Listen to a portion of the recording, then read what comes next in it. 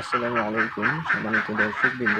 আজ আমি আপনাদেরকে দেখানোর চেষ্টা করব যে বাংলাদেশে কোনো স্বৈরাচারী শাসন ব্যবস্থা আবার প্রতিষ্ঠিত হওয়া সম্ভব কিনা। স্বৈরাচারী শাসক মানে হলো অত্যাচারী অর্থাৎ জালিম শাসক। কোনো জনপদের উপর জালিম শাসক তখনই পতিত হয় যখন সেই জনপদের উপর আল্লাহ অখুশি থাকেন। কোনো জনপদের উপর আল্লাহ অখুশি কিনা তা বোঝার জন্য দুটি লক্ষণ আছে। একটি লক্ষণ হচ্ছে অসময়ে বৃষ্টিপাত হবে, অর্থাৎ যখন মানুষের বৃষ্টির প্রয়োজন হবে না তখন বৃষ্টিপাত হবে, আবার যখন মানুষের বৃষ্টির প্রয়োজন হবে তখন বৃষ্টিপাত হবে না। আর আরেকটি লক্ষণ হলো অত্যাচারী শাসক ক্ষমতায় বসে যাবে, বা মানুষের কর্মের কারণে মানুষকে শাস্তি দেওয়ার জন্য আল্লাহ অত্যাচারী শাসক প্রতিষ্ঠিত করবেন। মহান আল্লাহ রাব্বুল আলামিন তার নবীর মাধ্যমে আমাদেরকে জানিয়েছেন যে মানুষের উপর আপতিত যাবতীয় বালা তাদের হাতের কামায়। এখানে অত্যাচারী শাসক ক্ষমতায় বাংলাদেশে আর বসবে কিনা তার কিছু কারণ হচ্ছে, অত্যাচারী শাসক কখন আসে? যখন সমাজে ছোট ছোট জুলুম চলতে থাকে, তখন আল্লাহ তাআলা ওই জালেমদেরকে শায়েস্ত করার জন্য তার চেয়ে বেশি শক্তিধর জালেম তার উপর চাপিয়ে দেন। যেমন একসময় জাপান আমাদের এই ভারতীয় উপমহাদেশের মানুষের উপর নির্মম অত্যাচার করত। সেই জাপানকে শায়েস্ত করার জন্য আল্লাহ আমেরিকাকে নিযুক্ত করেছিল, যে হিরোশিমা এবং নাগাসাকিতে ফ্যাটম্যান এবং লিটল বয় নামক দুটি পারমাণবিক বোমা মেরে তারা শাস্তি প্রদান করেছিল। আর এখন প্রশ্ন হচ্ছে, বাংলাদেশে তো ফ্যাসিবাদের বা জালিম শাসকের পতন হয়েছে, এখন আবার কি অত্যাচারী শাসক বা জালিম শাসক ক্ষমতায় আসতে পারে? এই প্রশ্নটির উত্তর এক বাক্যে দেওয়া একটু কঠিন, তবে আমরা কখনোই নিশ্চিন্ত থাকতে পারি না যে আর একজন জালিম সরকার বা জালিম শাসন ব্যবস্থা আমাদের দেশে প্রতিষ্ঠিত হবে না, যদি না আমরা সচেতন হই। এখন প্রশ্ন হচ্ছে, আমরা কিভাবে সচেতন হব? সচেতন হওয়ার প্রথম ধাপ এবং প্রধান ধাপ হচ্ছে, আমরা সমাজে যদি কোনো ধরনের জুলুম হতে না দিই, তাহলে অত্যাচারী শাসক বা জালিম শাসক আমাদের উপর আপতিত হতে পারবে না। জুলুমের কিছু উদাহরণ হচ্ছে, আমাদের দেশের কিছু মানুষ, বর্তমানে কিছু বিপদগামী মানুষ, তারা বিভিন্ন স্থানে চাঁদাবাজি শুরু করেছে। আমাদেরকে স্বহস্তে এবং সংঘবদ্ধভাবে এই চাঁদাবাজিকে রুখে দিতে হবে, বন্ধ করতে হবে। রুখে দেওয়ার জন্য আমাদের কী করতে হবে? আমাদেরকে শক্তি অর্জন করতে হবে। কারণ রাসূলুল্লাহ হযরত মুহাম্মদ সাল্লাল্লাহু আলাইহি ওয়াসাল্লাম বলেছেন যে, যার বাংলা অনুবাদ এমন যে, আল্লাহর নিকট দুর্বল মুমিন অপেক্ষা শক্তিশালী মুমিন অধিক পছন্দনীয়। অর্থাৎ আমরা যদি আল্লাহর কাছে অধিক পছন্দনীয় হতে চাই, তাহলে অবশ্যই আমাদেরকে শক্তিশালী অর্থাৎ সামর্থ্যবান হতে হবে। এই শক্তি বা সামর্থ্য আমরা কীভাবে অর্জন করব? আমরা যদি শারীরিক কসরত, মার্শাল আর্ট, এই ধরনের বিভিন্ন কলা কৌশল রপ্ত করি, তাহলে এই ধরনের অন্যায়কারীদেরকে সহজেই পরাজিত করা সম্ভব হবে।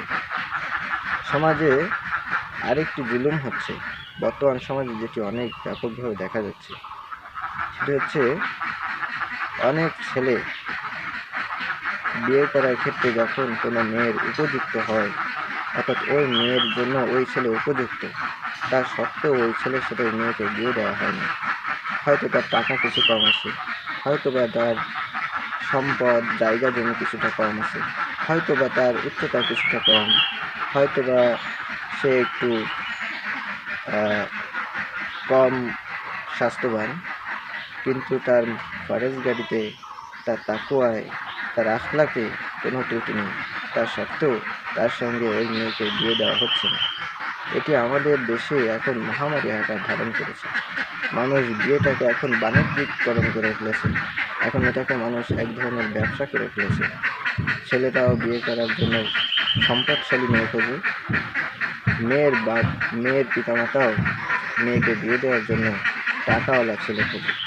তার ফরেজ গাড়ি মোত্তাকিকে গুরুত্বই দেয় না। এটি একটি প্রচণ্ড জুলুম। রাসূলুল্লাহ হযরত মুহাম্মদ সাল্লাল্লাহু আলাইহি ওয়াসাল্লাম বলেছেন, কোনো সমাজে তখনই উচ্ছৃঙ্খলা দেখা দিবে, কোনো সমাজ ধ্বংসের দিকে চলে যাবে যখন বিয়ের জন্য উপযুক্ত পাত্র হওয়া সত্ত্বেও যখন তার সঙ্গে কোনো অভিভাবক মেয়ে বিয়ে না দেবে, তখন সমাজে বিশৃঙ্খলা দেখা দেবে, অশান্তি শুরু হবে। তাই আমি সকল অভিভাবকদেরকে অনুরোধ করছি, আপনারা আপনার মেয়েদেরকে যোগ্য পাত্র হলে বিয়ে দেওয়ার ক্ষেত্রে বাদ সাধবেন না। শুধুমাত্র অর্থনৈতিক কারণে, যে ছেলে হয়তো 10,000 টাকা বা 15,000 টাকা উপার্জন করে, শুধু অর্থনৈতিক কারণে বিয়ে বন্ধ করবেন না। বড় ধরনের অর্থনৈতিক আশা করবেন না যে 60,000, 70,000 বা 80,000 টাকা বেতনের ছেলে না হলে তার সঙ্গে আপনি মেয়ে বিয়ে দেবেন না। এমনটি করলে সমাজে উচ্ছৃঙ্খলা দেখা দিবে এবং তাতে আপনিও যথেষ্ট ক্ষতিগ্রস্ত হবে। এমনকি দেশে যদি আবার অত্যাচারী শাসক ক্ষমতা আসে, এমনও হতে পারে আপনার ওই মেয়েটি হয়তো ধর্ষণের শিকার হবে। তখন আপনার মেয়েকে বিয়ে করার জন্য হয়তো আর কোনো ছেলেই দেশে অবশিষ্ট থাকবে না। এমনকি এও হতে পারে, যদি আবার অত্যাচারী শাসক ক্ষমতায় আসে, সকলেই হয়তো বা অধিকাংশ মানুষই হয়তো অত্যাচারী শাসকের সাথে যোগ দেবে এবং মানুষ হয়তো বিয়ে শাদী করাই ছেড়ে দিবে। তখন সমাজে অন্যায়, অবিচার, ব্যভিচার এবং যত ধরনের অন্যায় আছে সবই হতে থাকবে। মানুষ নিজের আত্মাকে বিক্রি করে দেবে, নিজের মনুষ্যত্বকে বিক্রি করে দেবে এবং তার পেছনে আপনি এখন ইন্ধনদাতা হিসেবে কাজ করছেন। তাই ভেবে দেখুন, এখন থেকেই আমাদের পদক্ষেপ গ্রহণ করা উচিত কিনা। আর আরও একটি কারণ হচ্ছে, সেটিও বিয়ে সংক্রান্ত। সেটি হচ্ছে, বর্তমানে অনেক পিতামাতা তাদের মেয়েদেরকে শ্বশুর বাড়ি থেকে ছাড়িয়ে নিয়ে আসছেন বা জোর করে নিজের কাছে রেখে দিচ্ছেন, শ্বশুর বাড়ি যেতে দিচ্ছেন না, সংসার করতে দিচ্ছেন না। এবং বেচারা পুরুষরা কিছুই করার থাকছে না, কারণ আমাদের দেশের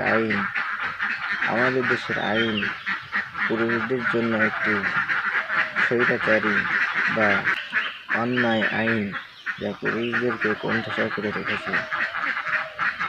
আপনি নিজের অজান্তে কত বড় অন্যায় যে করে ফেলছেন সেটি হয়তো আপনি জানেন না, কিন্তু এটি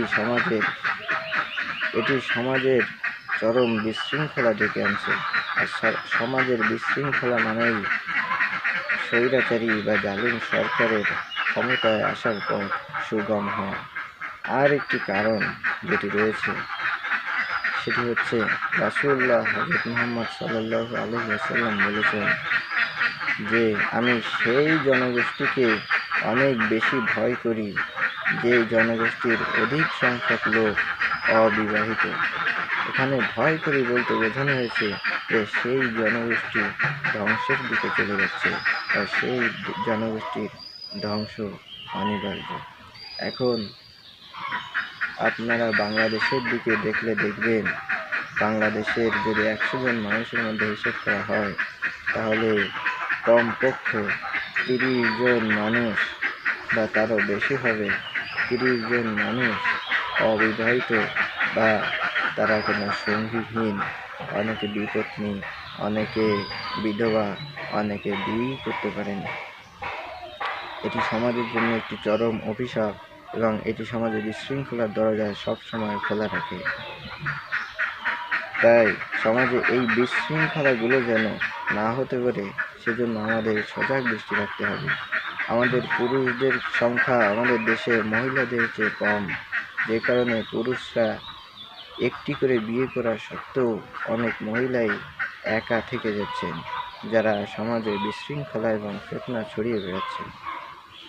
এবং আমাদের সমাজে একটি পদ্ধতি চালু হয়েছে বা একটি প্রচলন চালু হয়েছে যে মহিলাদের মতো পুরুষরাও একের অধিক বিয়ে করতে পারবে না। পুরুষরাও একটি বিয়ে করবে, এটাই সমাজ স্বীকৃত হয়ে গেছে।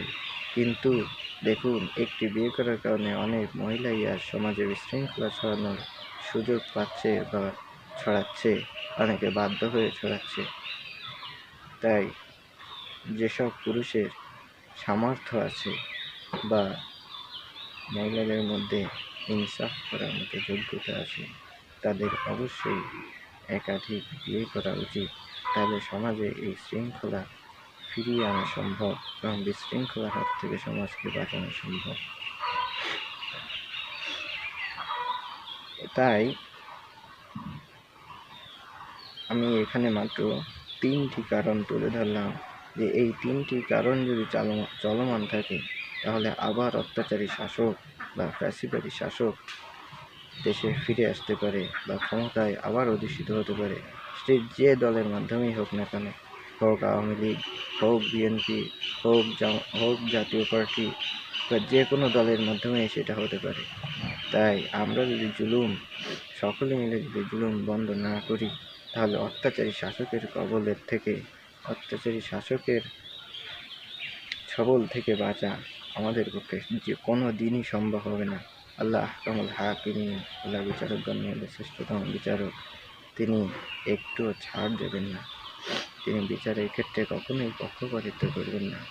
তাই আমি সকলকে অনুরোধ করছি, দয়া করে সকল ধরনের জুলুম থেকে আজ থেকেই নিজেকে মুক্ত করে নিন। কারো প্রতি বিন্দুমাত্র জুলুম করবেন না এবং দেশে অত্যাচারী শাসক ক্ষমতায় আসার পথ সুগম করবেন না।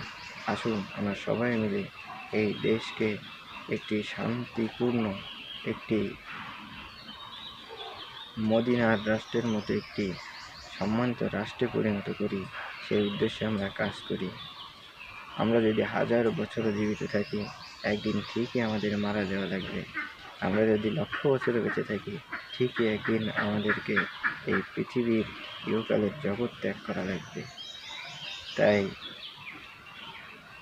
আমরা আল্লাহর কাছে আত্মসমর্পণ করতে অবশ্যই বাধ্য। আমরা যদি আল্লাহর কাছে আত্মসমর্পণ করি, তাহলে আল্লাহ এর বিনিময়ে আমাদেরকে জান্নাত দান করবেন, যার মধ্যে প্রত্যেকটি পুরুষের জন্য কমপক্ষে 70 জন হুর থাকবে।